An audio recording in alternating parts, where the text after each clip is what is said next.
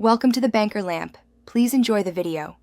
In this video, I will explain how to play Change from Steven Universe on piano. We will begin by identifying the main melody and the accompanying chords. Start by focusing on the right hand to play the melody, then introduce the left hand for the bass notes and harmony.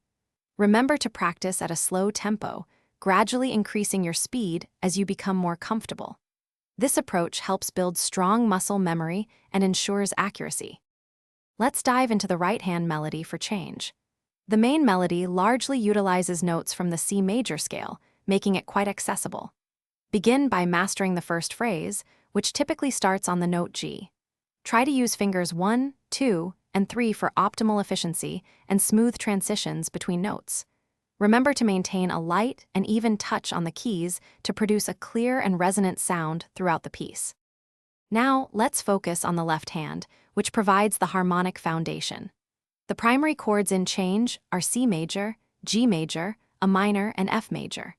Start by playing these chords in their root positions to get a feel for them.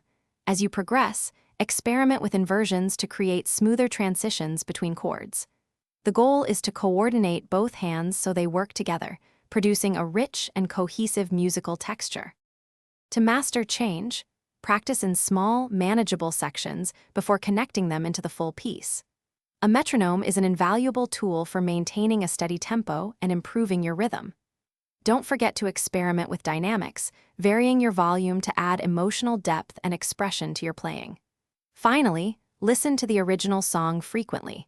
It will inspire your interpretation and help you capture the true essence of the music. Thanks for watching. If this was helpful, leave a like and consider subscribing. See you next time.